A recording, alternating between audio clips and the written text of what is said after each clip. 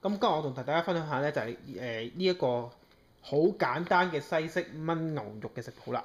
咁如果你話香港我冇呢啲牛肉喎，咁點算咧？你可以講用牛腩，不過牛腩咧問題就係咧，佢比較肥啲咧。呢只咧佢都肥，不過冇牛腩咁肥嘅喎，同埋佢有骨啊。咁佢炆出嚟啲味咧特別香啲，好食啲嘅喎。咁咧我哋要預備嘅材料咧非常非常之簡單嘅。咁咧就係、首先我哋要有呢一個係celery，即係西芹，我哋要預備一啲西芹啦。OK，要預備一啲紅蘿蔔啦。紅蘿蔔，咁要大概一個洋葱啦。OK，同埋咧呢兜咧係切咗嘅薯仔浸緊水嘅。咁咧我切俾大家睇先。咁首先咧我哋處理咗紅蘿蔔先啦。當呢個紅蘿蔔我切俾大家睇啦，因為頭先嗰啲切好咗啦。咁我切好呢個紅蘿蔔俾大家睇。咁紅蘿蔔你批咗個頭之後咧，就可以批皮噶啦喎。咁批皮咧就個頭切咗之後咧，你就可以放喺上面咁凍直喺度啦。咁咧咁樣批。咁咧就呢種方法咁樣批咧就非常好嘅，尤其好啱新手用，因為咧絕對唔會批到手嘅。咁頭先個尾嗰段咧，呢個最尾呢度咧我哋唔要啦。咁開始切件喎，切件咧我哋叫滾刀切或者打斜切，三角形切法。咁點咧就係首先做法就係打斜啦，呢度咁樣啦，車刀轉一圈，咁咪一個三角形咯，見啊一個咁樣三角形咯，車刀轉一圈，又一個三角形咯，再切三角形切，總之一見到一個三角形你就可以切落去噶啦。咁西芹咧都係啦，西芹個切法都係一樣啦，打斜切，三角形咁切。咁咧佢冇得滾刀切㗎啦，轉唔到噶嘛。咁你打斜切得㗎啦。咁咧希望佢每一件都大大件咁就得㗎啦。咁樣咯，大大件。OK，薯仔啦，批皮啦，頭尾唔要。咁咧每次我通常批真皮咧，我都要令到嚿嘢可以企到喺個砧板上面咁樣批。咁咧你咁樣批皮咧就唔使驚話哦，即係隻手度批啊，唔會咯，咁樣就即係一定唔會有事嘅，唔會話批到自己嘅。然之後咧，將薯仔咧一半打斜切都係，然之後放落一啲凍水度浸住佢。點解要浸咧？因為薯仔有好多澱粉質嘅。咁咧，如果你將佢哋啲薯仔咁樣咧浸咗落水度咧，浸咗啲澱粉質嘅時候咧，一陣間拎落去煮嘅時候咧，佢冇溶得咁犀利啦。同埋咧，你一咁樣浸住佢嘅話咧，佢唔會變色咯。咁所以呢個就要注意啦。咁咧呢度咧就啲洋葱啦，掉落去得㗎啦。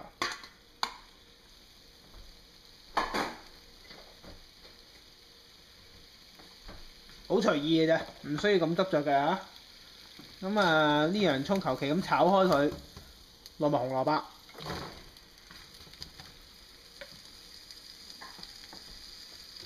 咁當然就唔少得落埋西芹啦。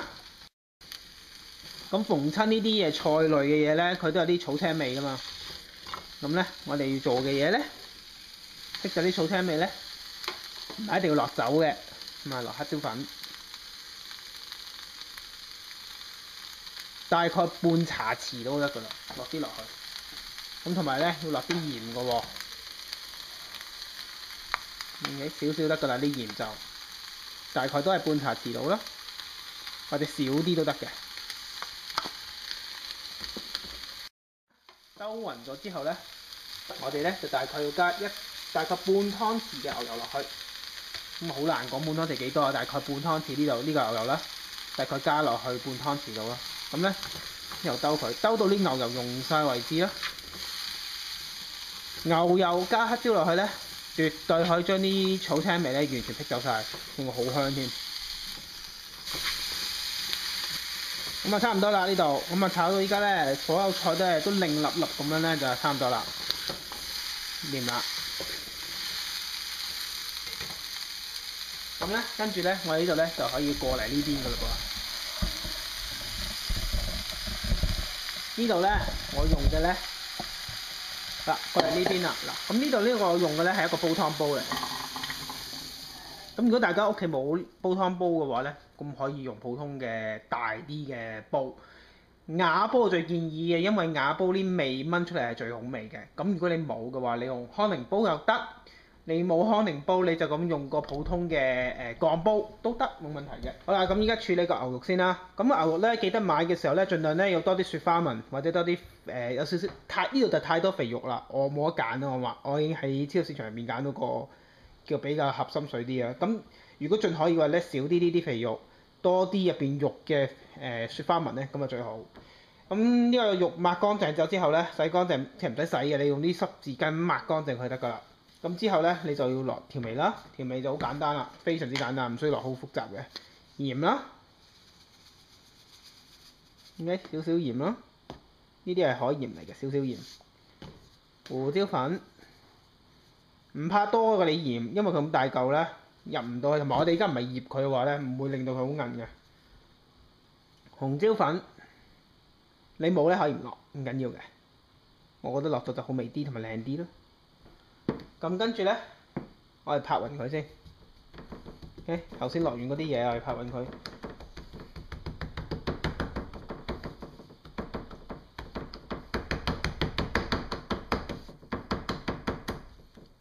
咁譬如呢度如果唔夠嘅話咧，自己再落啦，落啲咯。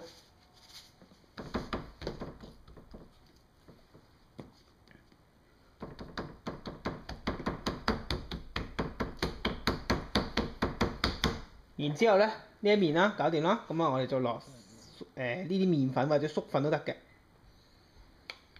咁咧唔好落咁多住，我哋唔要太多，我哋要蓋住個面，等佢一陣間咧可以咧令佢咧封住個面就得㗎啦。咁都係啦，拍下佢啦，唔夠嘅地方落多少少啦，尤其個尾呢度啦。咁所以你個牛排一定要乾身喎。如果唔係咧，你而家落去之後咧，佢濕晒啊！嗱，而家我落去咁樣，佢冇濕到啦，咁就 OK 啦。咁咧後邊都係一樣要咁樣整，就係啦，翻轉佢啦。嗱，咁依家牛肉咧，我哋而家咧就用中火放落去燒靚一面先，燒到佢金黃色先。咁咧大概需要嘅時間咧都幾長，因為好厚啊。咁大概都要成4-5分鐘嘅喎。咁依家咧就煎好咗一邊啦。嗱，你見到呢度咧已經煎到係煎封咗個面啦，變到金黃色㗎啦。咁我哋就由得佢嘅煎埋另外一邊啦。咁咧亦都係大概需要2至3分鐘時間，因為好厚啊。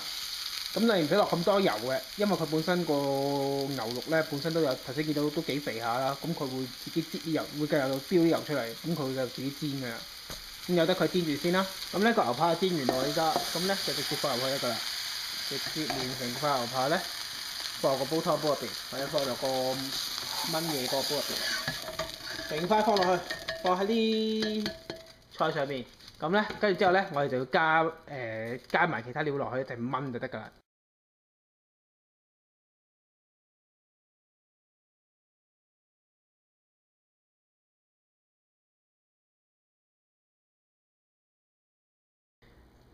咁依家呢度咧就加晒啲香料啦，同埋我哋想要嘅調味料落去之後咧，咁我哋就冚蓋，開慢火煲滾咗入邊啲水先。當啲水一滾嘅時候咧，我哋轉翻慢火燜佢2個半鐘頭就 OK 㗎啦。咁咧我哋而家唔好咁執着啲調味，即係夠唔夠鹹，夠唔夠鹹，夠唔夠甜嗰啲先。因為咧燜到最後我哋先調味嘅 ，OK？咁我覺得佢燜就得㗎啦。咁咧依家呢度咧就大概燜咗咧大概2個鐘頭度啊。咁你可以見到咧佢啲牛肉咧已經係縮起晒㗎啦。即係之前喺上面咧冇乜水啊，即啲頭先我哋倒啲汁落去嘅時候咧係唔會蓋住啲牛肉㗎嘛。咁依家你見到咧佢已經沉晒落去啦喺湯入邊啦。咁呢度仲需要大概燜多1個鐘頭到嘅喎。咁通常呢個時候你嗰個燜就係即佢食得嘅時候咧，通常啲骨咧呢啲骨咧就已經係甩㗎啦，完全係甩開嘅。咁我哋就大概仲要燜多1個鐘頭到啦。咁頭先咧，我哋仲有啲薯仔喎。咁我哋依家咧就嗱呢度仲有1個鐘頭就燜好啊嘛。咁呢個時候就要將啲薯仔炒好，然之後再加埋落去一齊燜。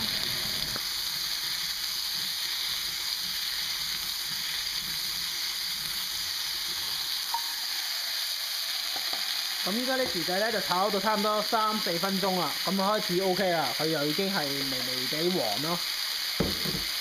咁呢個時候咧，我哋就會將佢加埋落去，同埋啲牛肉一齊燜㗎咯喎。咁依家呢就將啲薯仔炒好，啲薯仔加埋落去，同埋呢啲牛肉一齊燜啦。咁咧跟住由得佢繼續滾啦，唔好搞佢得㗎啦。佢或者佢放喺面咁樣，跟住冚翻蓋，燜多1個鐘頭咧，咁就完成㗎啦喎。好啦，咁依家咧啲牛肉咧，我哋就燜完㗎啦。咁呢個燜到大概係差唔多2個半3個鐘頭啦。咁咧，我哋見到咧，依家啲牛肉咧，其實佢一吉咧就已經開始係爛㗎啦，佢自己啲骨都甩咗啦。咁咧，我哋呢個時候咧，你就可以將佢切開佢啦，即係扭開佢啦。用把叉咁樣吉開佢，咁咧跟住我哋煮汁㗎啦。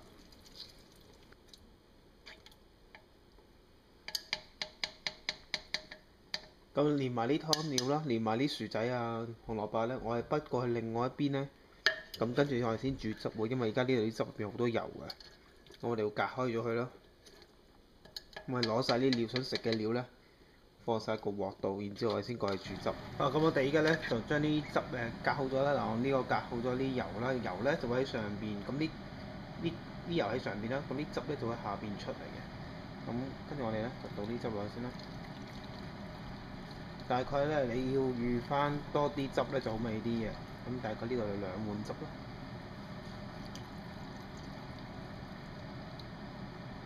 剩翻呢啲唔好要啦，全部油。剩翻呢啲嘢全部唔好要啦，呢啲係油嚟嘅。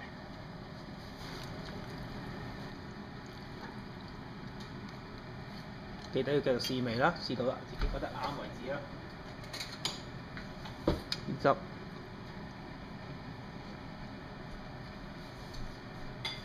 你覺得 OK 咧，就咧打芡啦。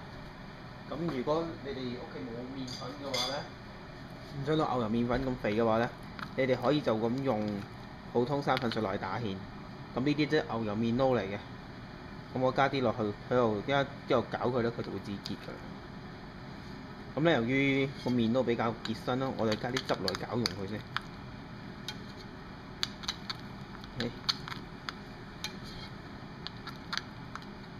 咁加牛油麵撈好處就係佢香啲啦，因為有牛油。咁但係如果你想健康啲，你話唔想做咁多功夫，唔想做麵撈嘅，咁冇問題，可以唔加都得嘅，就咁用生粉水咯。咁牛油麵撈嘅做法就係大概2湯匙嘅牛油啦，就要大概加4湯匙嘅麵粉，麵粉要多啲嘅。咁跟住之後咧，你可以用啲汁咧不斷咁加翻落去，開稀佢咯。咁樣做咧就唔會起粒咯。如果唔係咧，你就咁成個劈落去嘅話咧，就會起粒咯。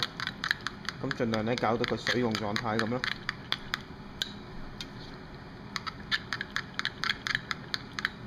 咁就可以加落去㗎啦。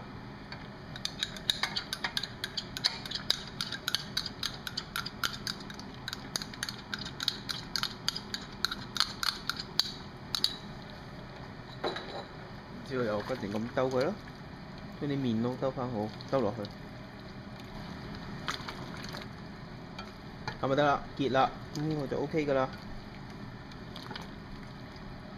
咁就可以熄火上碟食得。OK，就係咁簡單啦。